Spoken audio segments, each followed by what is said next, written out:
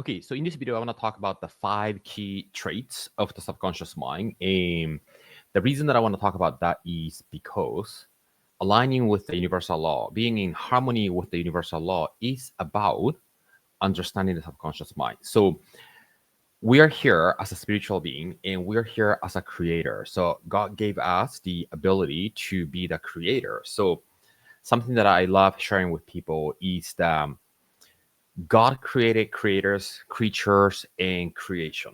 Creations are things like sun, trees, creatures or animals, insect, and creators are us.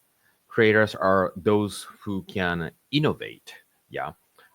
Creators are us, like people who can create iPhones, right? Creation and creatures are not able to create iPhones to innovate the world.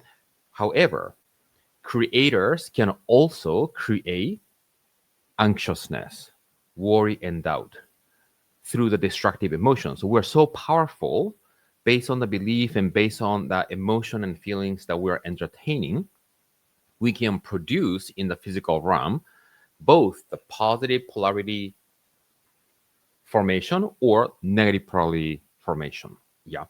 So creator means that whatever that we energize internally at the subconscious level, we are going to express as a part of life expression. So the 5 key traits of the subconscious mind, understanding that is really the key to begin aligning with the laws of the universe, laws of nature, but also to begin manifesting and manufacturing the life that you desire, the life that you came here to live, and to be an on purpose with purpose. So the first, it's the 5 keys, but the first 3 keys are the main keys, and the fourth one and the fifth one is sort of like the follow-up keys for me, right? And the first 3 keys, I call it the 3 can't key traits. And what I mean by that is number one, your subconscious mind cannot reject information. Yeah. So your conscious mind is what chooses, right? You can say, oh, I like this, I don't like this. Conscious mind can have preference. Oh, I prefer this one, I don't prefer this one, right? When you open up the subconscious mind, let's say, imagine that you're in a hypnotic state. There's no way to reject and say that, oh, I'm not going to accept this, right? So your subconscious mind can only accept but cannot reject. And it's really important to understand that traits, because that's how we all got all the suggestion from the surrounding when we were little, when the subconscious mind was fully open, and your subconscious mind ended up accepting all those suggestions that has become our belief system. And the belief is subconscious in nature, right? So then the way that we are operating subconsciously, vibrationally, is emanating to the world to attract the end result and the creation in life. So understanding that the subconscious mind can only accept and not able to reject is the first key that we must understand, right? The number 2 key trait is subconscious mind cannot hear the term not. Yeah. Now, this is something that we're going to play with, because the survival part of our identity and personality is always going to want to focus on the lack and the negativity, so we can feel surviving and we can feel safe by focusing on it, right? That's why many people say, oh, what is it that you want? When I ask that question, most people say, oh, I don't want to have, any financial concern, or I don't want to have any, I don't want to feel worried about, right? I don't want any chaos. I don't want stress, right? But that's not the question that I ask. I ask, what is it that you want? But people often respond to me with what is it that they don't want, because in nature, the brain wants to focus on not wanting to stay connected to that lack and negativity, which is the reason that most people are paying attention to and operating an energy of lack without them noticing that they are. And your subconscious mind cannot hear. So if you say, I don't want this, the very thing that you don't want, you're actually suggesting to your subconscious mind. Yeah.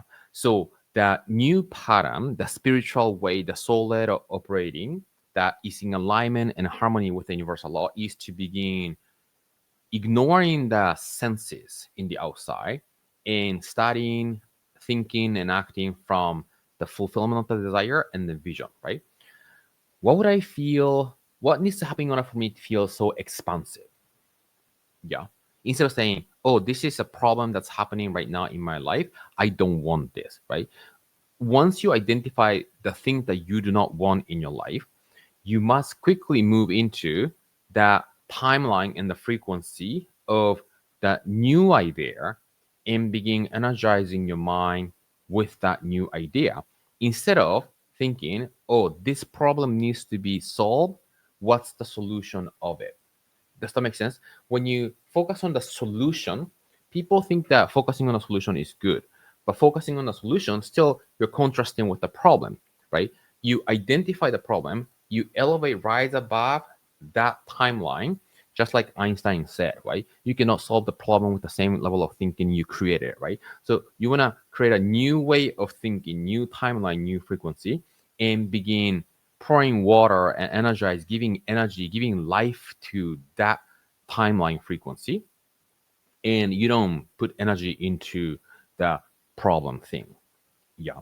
So number two, key trait number two is you cannot, the subconscious mind cannot hear the term not. So you want to focus on the new idea. The number three probably is my favorite key traits that is so important. Your subconscious mind, even your brain, your body, cannot differentiate the world of senses in the outside, the 3D physical world, and your imagination. Yeah. Your subconscious mind cannot differentiate the 3D physical world and imagination. Now, if you have been on this path of conscious manifestation, you probably have heard of it. Yeah. Now, have heard of it and knowing about it is an intellectual exercise. And then the deeper step, another step further, is are we actually doing that? So embodying this traits number three means that you are gonna be committed, practicing, not paying attention to the lack. Because if your subconscious mind cannot differentiate the world of senses in the outside and your imagination, and let me just go through the last two key traits, right?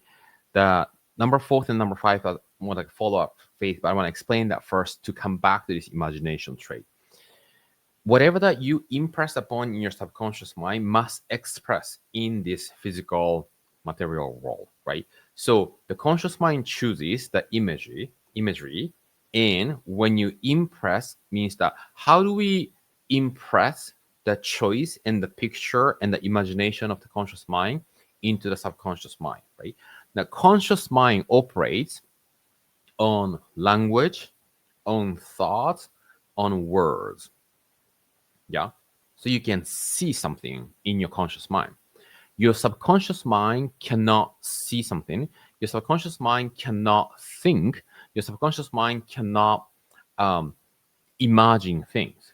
Your subconscious mind can only feel what you're seeing it, right? So the language of the body, the language of your subconscious mind is feeling. So impressing your idea means that you begin feeling the idea, the words, the meaning of it in your body, in your subconscious mind. That's how you get impressed upon your subconscious mind. Your subconscious mind start accepting it.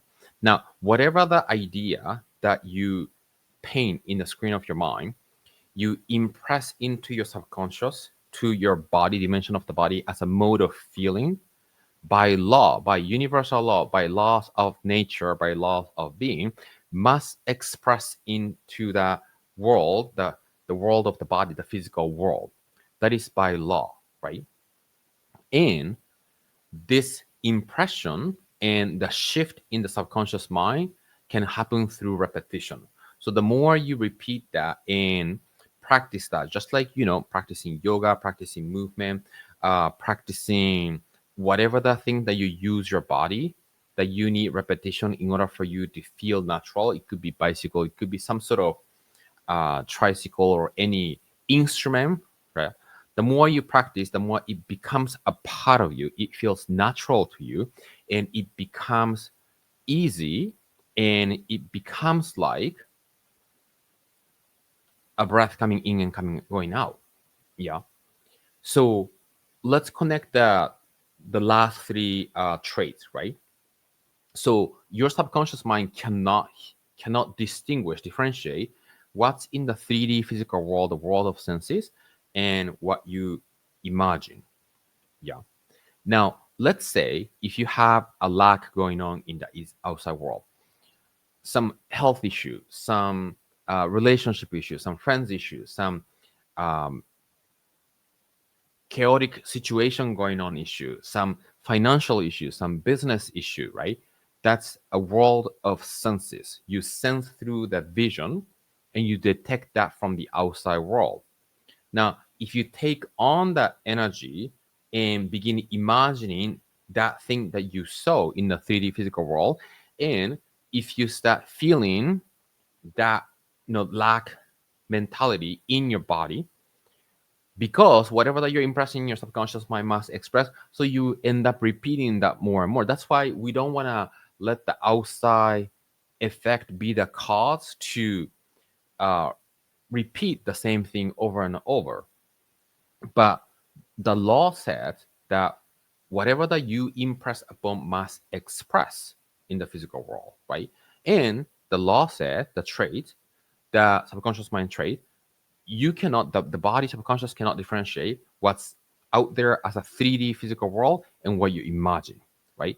So the best thing that you can do when you encounter lack in the outside is to neutralize and actually ignore and step up into the new timeline and give energy to the new idea using your imagination and paint the picture in the screen of the mind and textualize that scene and begin creating the music of upliftingness, the expansion, the harmony that you feel, the joyfulness that you feel. Have a conversation and have all the five senses using your imagination until it feels in your body, and begin practicing living in that fulfillment of the desire based on the imagination and emotionalization to change your subconscious vibration.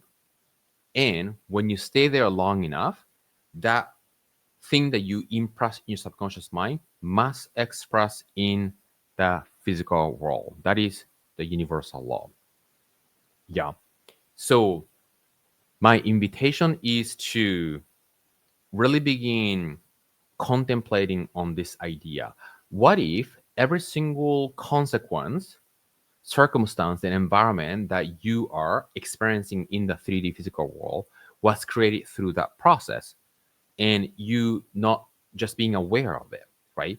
So the whole point of delivering all this educational awareness information is for all of us to become consciously aware of what we are doing subconsciously.